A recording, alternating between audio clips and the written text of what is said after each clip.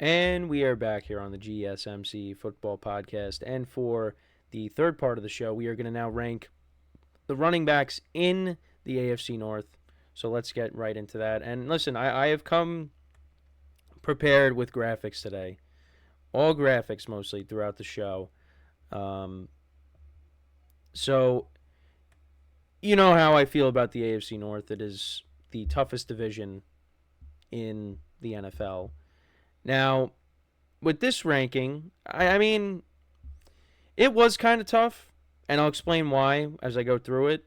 Um, but yeah, I mean, I think pretty much all of the running backs within this division. I think pretty much every team is going to run the football well, except for maybe one of the teams, and that is the Cincinnati Bengals. But that's more so because I just think they're going to be a team that's going to throw the ball more so than some of the other teams. But I don't know. That's just my opinion. But yeah, so I got their new starting running back at 4, and that's Zack Moss. Now, Zack Moss is coming off of a good year with the Colts.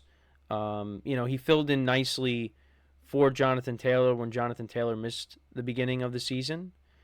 But I don't really know what to expect, with him now on the Bengals. And with the Bengals and Joe Burrow hopefully being healthy, I mean, the Bengals are going to be throwing the ball a lot. Last year for Zack Moss, though, I just wanted to bring up, like I said, had a good year. 794 rushing yards on 183 carries, 5 touchdowns, so all career highs for him. And you wonder, if Jonathan Taylor doesn't play the whole year, probably gets over 1,000 yards or close to it. But, you got him, and you got Chase Brown as well, who was making plays for them towards the end of the year. He was their one of their rookies last year, so he's going into his second year.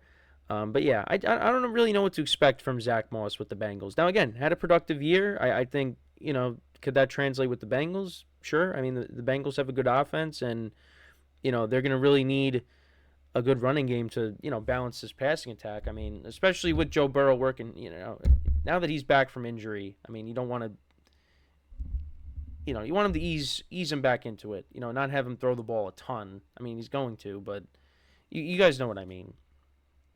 Yeah, I don't know. I think the Bengals running game is probably going to be, in my opinion, the worst out of the teams in the division. And that's not a knock on Zack Moss. It's just, I think the Bengals are going to be a team that's, they're going to throw the football, to their playmakers, to Jamar Chase, to T. Higgins. That's where the offense is going to, thrive, is through the passing game. So that's kind of one of the reasons why I also would put, that is the reason why I put the Bengals running game at 4. Also, again, I just don't know. Is Zack Moss going to repeat what he did last year with the Colts? It's a new team now. I mean, I think he can, but we'll have to see. But yeah, I got the Bengals running game at 4 with Zack Moss. At 3, I got the Browns with Nick Chubb.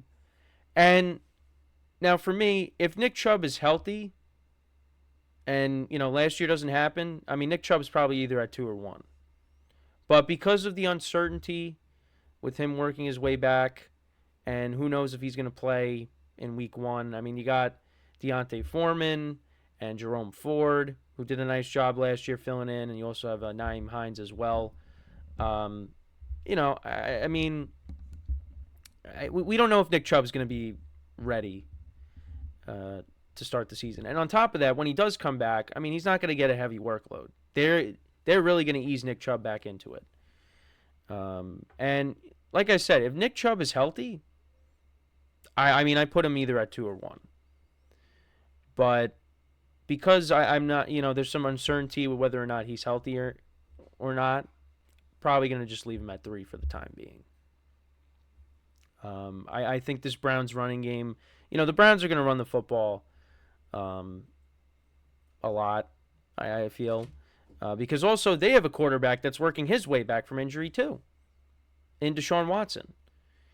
Now, the Browns are expecting big things out of Deshaun Watson, and they're hoping that this year, he turns back the clock and he plays up to the contract that they gave him, because right now that contract looks terrible because of, all the time that he's missed, especially with being hurt.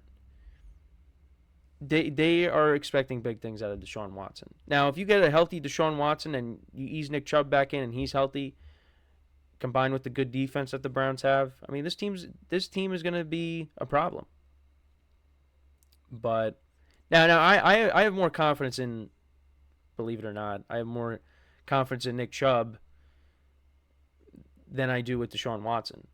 Like, I think Nick Chubb will overcome this injury, and he's going to, when he eventually, is back to full strength, he's going to play well. But Deshaun Watson, it's since he's gotten to the Browns, I mean, it hasn't been great. So, we'll see how that goes. But yeah, I mean, I think Nick Chubb, when he gets back to 100%, we're not going to see the Nick Chubb, before the injury, but we're going to see some version of it, and he's going to be a big part of what the Browns do this season. I think on paper they got a solid offense, and you hope the offensive line stays healthy. That was another part of the team that got ravaged by injury. So if that stays healthy, that only helps Nick Chubb. But yeah, I'm going to put him at 3. So moving on now to number 2, I got the Pittsburgh Steelers. The combination of Najee Harris and Jaylen Warren. Towards the end of the year, I mean, they were one of the main reasons why the Steelers made the playoffs. The running game down the stretch for the Steelers was solid. And Najee Harris last year, 255 carries, 1,035 rushing yards, and 8 touchdowns. Jaylen Warren started playing more of a, as I dropped my phone, looking at the stats, Jaylen Warren started playing more of a role in the offense as well. Had some big runs during the year for the Steelers, and he finished with 149 carries for 784 rushing yards and 4 touchdowns.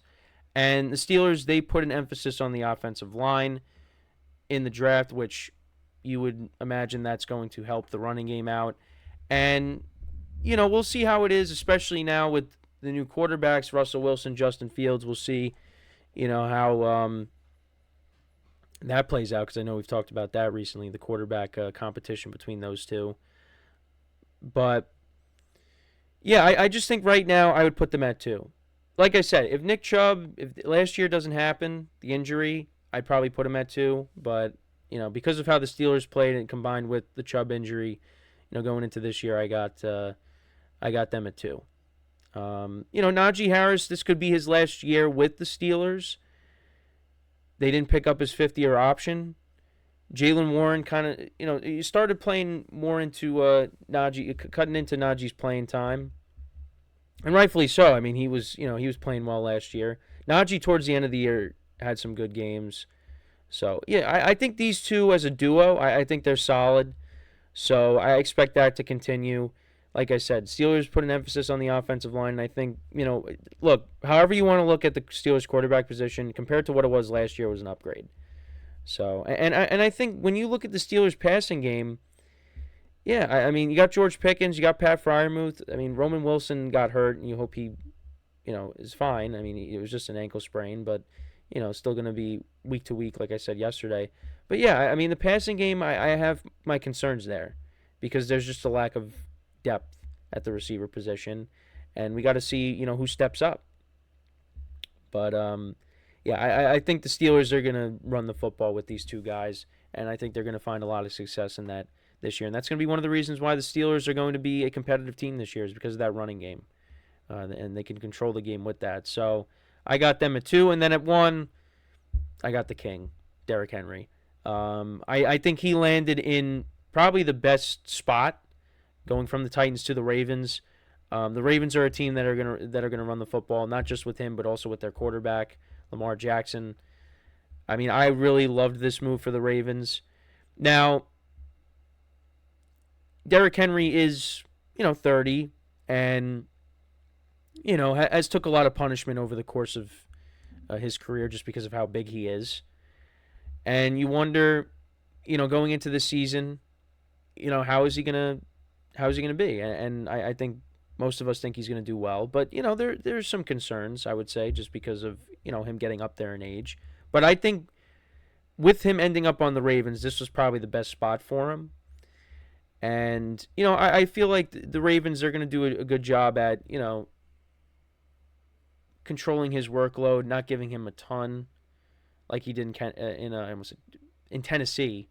I don't know why I almost said like Kansas City or something. In Tennessee, I don't think he's going to get that kind of a workload. But he's going to have his share of big games this year. And we're going to see him right off the bat when the Ravens do play Kansas City in Arrowhead, which I'm really looking forward to that matchup. We're almost there. But yeah, I got him at 1. I think he's going to do a really good job running the football this year. And they're going to try to mix in some of their other running backs. And like I said, Lamar Jackson's going to run the football. So that's going to take some of the workload off of Derrick Henry, which I think is good. And, if the Ravens make the playoffs, well, I think they will make the playoffs. When the Ravens make the playoffs, they're going to have to rely on him at times. You wonder if they would have had him last year in the championship game, would they have run the ball more than they actually did? Because they really did not run the ball at all in the AFC championship game. And the game was never really out of reach. And people think the Ravens panicked because they were like, oh, man, we got to keep up with the Chiefs. And the defense kept it close. If they would have just stuck to their original game plan and just ran the football, I mean, who knows what happens. But yeah, I think Derrick Henry could be a difference maker on this team. I do. But even though, like I said, he's in his 30s now. Well, he is 30. I think he still will have a solid year. So to kind of go through it again, the list: Zack Moss of the Bengals at 4, Nick Chubb of the Browns at 3, the combination of Najee Harris and Jaylen Warren at 2, and Derrick Henry at 1. And I hope Nick Chubb has a great year when he comes back. I would say he is one of my favorite players in the NFL. That injury last year was just horrific. And, to see against the Steelers last year, and you just hope that, he comes back and he plays well. I think we all do. So, we'll see how that goes. But, yeah, let me know what you guys think about these rankings. How would you rank the running backs in the AFC North? Let me know in the comments. So we are going to take our next break now, and then when we come back, we'll talk more about the exchange between Garrett Wilson, too many Wilsons, Roman Wilson, Russell Wilson, Garrett Wilson, and Aaron Rodgers. We'll get into that when we come back from our next break. So with that being said, stick around, and we'll be right back here on the GSMC Football Podcast.